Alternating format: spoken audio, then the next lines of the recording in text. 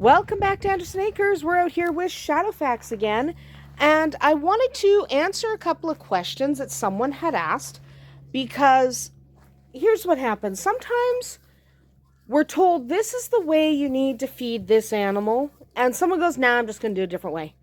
And sometimes there's a reason we feed an animal the way we feed them. Hi, baby. Hi, sweetheart. So, I just wanted to talk for a minute about why we feed horses the way we do. I want to talk about horses from an evolutionary standpoint and how they have to eat. I'm not going to get, hi kitty, I'm not going to get real technical, but just very briefly and very straightforward. And yes, it is snowing. So horses evolved to live in a very harsh environment. So if you look at the environments where horses originated, they're pretty harsh. Horses had to travel great distances, and they only had poor quality forage to eat while they were traveling those distances.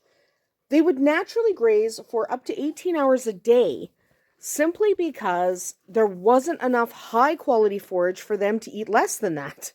Pushing the cat out of your way? And yes, they scatter their hay everywhere. I don't know why. Because they're weird. Anyway, so they had to travel great distances, and the forage wasn't super high quality. So because it wasn't super high quality, they had to eat a lot of it. So their digestive tract evolved to depend on always having forage available. Okay, that's just the way it was. It's just what happened. So humans evolved to eat when food was available, basically to have meals. Okay, so we eat when there's food, and those are our meals. And because of that, our stomach acid in our stomachs is produced in response to consuming food. Your stomach goes, hey, here's food, better break it down. Horses, however, evolved to produce stomach acid pretty constantly. So they need a constant supply of forage so that their stomach isn't empty and doesn't start eating itself, basically. So that's why we feed hay, forage, which, yes, as somebody had commented, hay is not nutritionally dense. You're right, it's not. There's just a lot of emptiness to hay. Now, it does have nutritional value for a horse, but you're right, it's pretty empty. Just chicken. So yes, it is kind of empty. So there's a reason for that, though. Because if you feed them nutritionally dense food, you're going to end up with a very chubby pony.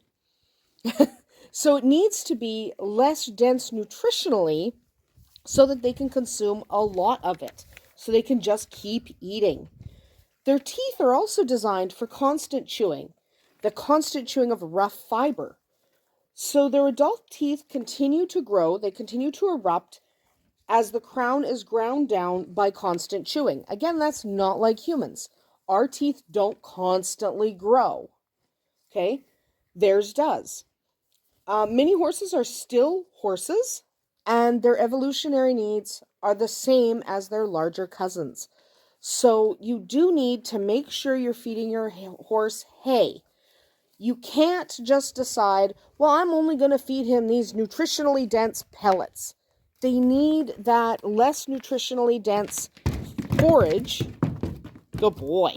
You need that less nutritionally dense forage, mostly because they're bred, they were evolved to eat that way. Okay, they have to have that. There's a cat in there, and there's a goat. So it is really, really important that you provide hay. Mr. Drippy Water. It's really important that you provide hay for your horse. You can't skip the hay and decide you're just going to provide this nutritionally dense feed. Yes, nutritionally dense feed is excellent, but you can't just feed that. You have to feed less of the nutritionally dense feed and more of the hay. Okay, so yes, they need to get their... No, he's standing weird. There's something wrong with his leg. Someone's going to say something. No, he's just weird.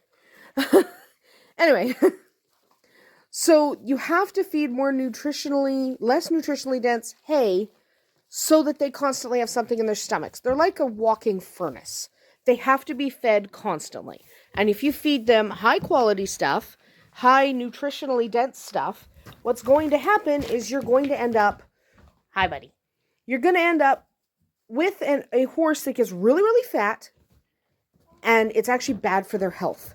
So definitely please provide hay for your mini horse. It's really, really important. There's another chicken hiding behind there. So make sure that you provide hay, have hay available at least twice a day. Talk to your vet if you think your horse needs slightly different nutrition, has slightly different nutritional needs, because it is important that we meet the needs of individual horses. They're not machines. So yes, we definitely need to tailor the diet to our specific horse.